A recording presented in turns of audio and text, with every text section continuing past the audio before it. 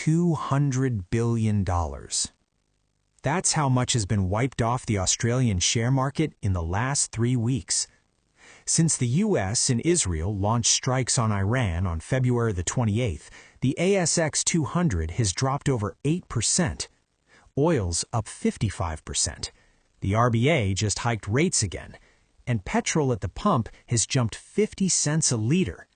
So in this video, I'm going to break down exactly how a war 12,000 kilometers away is hitting your portfolio, who's winning, who's losing, and the one number you need to watch going forward. Let's get into it. Before we do though, quick disclaimer. Nothing in this video is financial advice. I'm not a licensed advisor. This is purely educational. Do your own research. Talk to a professional if you need to. All right, let's go. All right, let me give you the quick version of what's happened, because the context matters for understanding the market moves. On February the 28th, the US and Israel launched a coordinated strike on Iran. They hit military sites, nuclear facilities, and leadership targets. Iran's supreme leader, Khamenei, was killed in that first wave. By March the 1st, Iran had retaliated, not just against Israel, but against US bases across the Gulf. And here's the critical part. They effectively closed the Strait of Hormuz. If you haven't heard that name before, it's a narrow shipping channel between Iran and Oman. About 20% of the world's oil passes through it every day, and 84% of that oil is heading to Asia, including fuel that ends up in Australia. So when that strait shut down, oil prices spiked immediately. Brent crude, that's the global benchmark for oil, jumped 13% on day one. By March the 9th, it briefly hit $119 a barrel before pulling back when Trump suggested the war might end soon. But it didn't end. As of today, March the 20th, we're on day 21. Brent is sitting around $107. The RBA hiked rates to 4.1% on March the 17th, and the ASX is now at 8,428, its lowest since November. Now here's the part that a lot of people miss. They see a war in the Middle East and think, that's terrible, but what's it got to do with my super or my shares?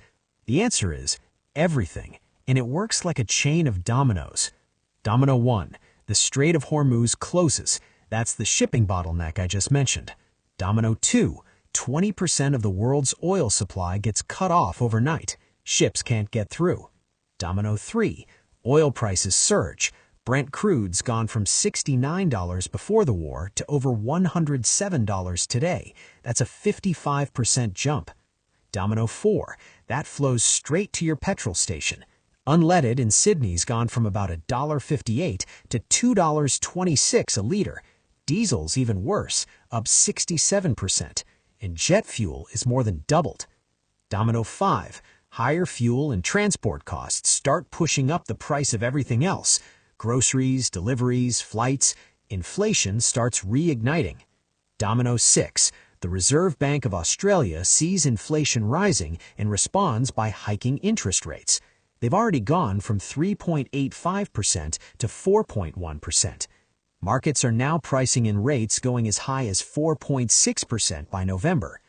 And Domino 7, higher rates mean higher mortgage repayments, lower consumer spending, and lower company valuations. The ASX falls. Now here's the key fact that ties it all together. Australia imports 90% of its liquid fuel. We don't make most of our own petrol and diesel. So when global oil prices spike, it hits us directly and quickly. There's no buffer. This chart tells the story. Before the war, Brent crude was sitting around $69 a barrel. Day one of the conflict, and jumped to 82. Within 10 days, it peaked at 119. That's a 72% spike. It's since pulled back to around 107, mostly because there have been signals about potentially reopening the strait. But it's still volatile. The 52-week range is now $58 to $119. That's extreme. And if this war drags on for 3 months or more, Capital Economics, one of the top macro research firms, warns that Brent could hit $150. At that level, you'd be looking at what economists call demand destruction. Basically, prices so high that people and businesses just stop buying, and the economy tips into a recession. So what has this actually done to the Australian share market? More than $200 billion has been wiped from the combined value of Australia's 500 biggest listed companies. The ASX 200 is down over 8% since February 28th, and it closed today at 8,428, its lowest level since November last year. This was the market's worst two-week stretch since June 2022, when rising inflation was stoking fears of a global recession. But the damage isn't spread evenly. If you look at sectors, there's a clear split. Energy is the standout winner, up 20%. Telcos have held up. CBA is actually slightly positive. But materials, that's your miners like BHP and Rio, they've been crushed, down 19%. Banks are down around 5%. Healthcare's off 6%. So the question becomes, where specifically are the winners and losers? Let's go through them. The biggest beneficiaries on the ASX right now are the energy producers, the companies that pump oil and gas. Woodside, ticker WDS, is up almost 20% since the war started. It's Australia's largest oil and LNG producer. LNG stands for liquefied natural gas. It's gas that's been cooled down so it can be shipped overseas. Woodside's paying a dividend yield above 5%, and Goldman Sachs estimates its earnings rise about 11% for every $5 increase in the Asian gas price. So when energy prices spike, Woodside benefits on multiple fronts. Santos, ticker STO, has hit a 52-week high at $8.02. It's up about 30% for the year. Santos has disclosed that every $10 per barrel move in Brent crude translates to roughly $400 million in extra free cash flow. Free cash flow is the cash a company generates after paying for its operations. It's the money available to pay dividends, buy back shares, or reinvest. So Santos is printing cash right now. Then there's Karoon Energy, ticker KAR. This one's the purest oil play on the ASX. It surged 15% on day one of the war. It trades at just 2.1 times EV to EBITDA. That's a way of measuring how cheaply a company is valued relative to its earnings. For comparison, Santos is at 4.6 times and Woodside at 5.5. Karoon is the cheapest in its peer group, but it's also the most volatile. If oil drops, it falls hard. The other two winners are gold and defense. Gold hit an all-time high of $5,595 an ounce back in January. Since then, it's actually pulled back to around $4,676. That might surprise some people. You'd think a war would push gold higher, and it did initially, but higher interest rates work against gold because gold doesn't pay any income. When rates go up, investors can earn more from bonds and savings accounts, which makes gold relatively less attractive. JP Morgan still forecasts gold averaging around $5,055 by the end of 2026, so analysts aren't bearish. They just think rates are temporarily holding the price down. On the defense side, Drone Shield, ticker DRO, jumped 6.4% in the early days of the conflict. The demand for counter-drone technology is surging globally, and it's not just about this war. Ukraine has deployed more than 200 anti-drone military experts to several Middle East countries. This is a structural trend that goes beyond any single conflict. Now let's look at the other side. Materials, that's mostly mining companies, have been the single worst performing sector on the ASX this month, down 19%. BHP is down 18.6% from a record high of $59.39 just last month. Rio's down over 12%. Fortescue is off about 15%. So why are miners getting hit so hard? 3 reasons. First, higher oil prices directly increase their costs. Mining trucks, processing plants, shipping, all of that runs on diesel and fuel. When oil goes up, their operating expenses go up. Second, Institutional investors, the big fund managers, tend to rotate out of cyclical stocks like miners and into defensive assets during times of uncertainty. It's a classic risk-off move. And third, there's a China angle. China was buying cheap oil from Iran. That supply's now been disrupted by the war. If China's energy costs go up, it puts pressure on their steel industry, which flows back to demand for Australian iron ore. It's all connected. Banks and travel stocks are also feeling the pain, but for different reasons. The big four banks are facing what I'd call a double headwind. On one side, the RBA is hiking rates. You might think that's good for banks. Higher rates mean they can charge more on loans. But the reality is more complicated.